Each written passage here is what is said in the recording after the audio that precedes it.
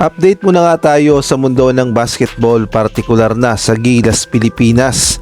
Ang dalawang Gilas prospect ay napakalakas at future is bright at isa ring local player sa hinaharap ng Gilas, Pilipinas.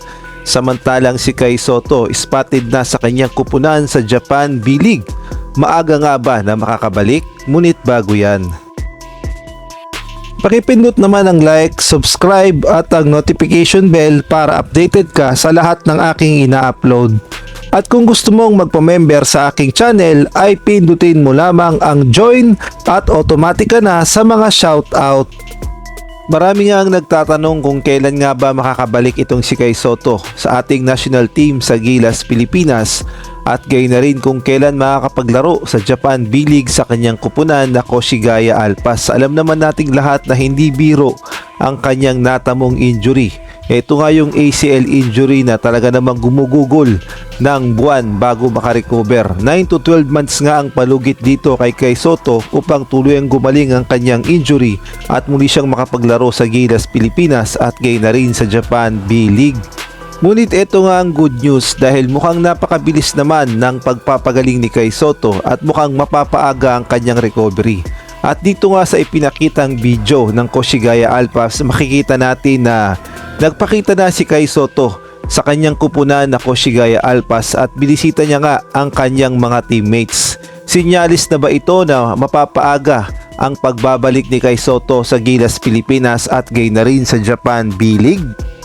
At bago nga tayo magpatuloy, shoutout muna kay Jeffrey Cruz, Marcelino Jr. Cruz, Salvatores, Catherine Vigilia, Kuya Moto TV at kay Jamie Amadar. Isang malaking shoutout din kay Robert Aquino, Chodoro Alonso, Malyari Mascarinas, Ronald Berbosidad at kay Nel Herbito, Mary Grace Sigua, Edmond Cubalsopnet, Arnel Ligaspi Tolentino, Mario Martir at kay Tirso Maceda Tears.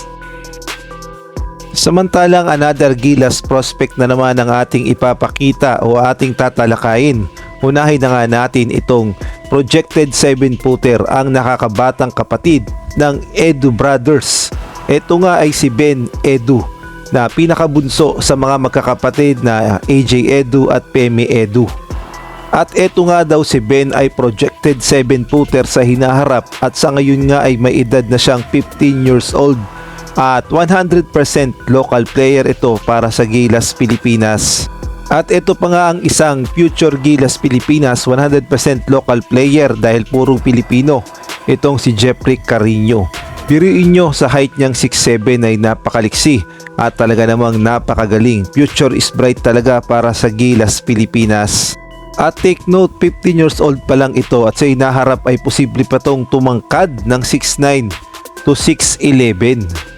At ito pa nga yung mga ilang future Gilas player. Tyler Reyes, 6'8", 15 years old. Anwil Yap, 6'9", 15 years old.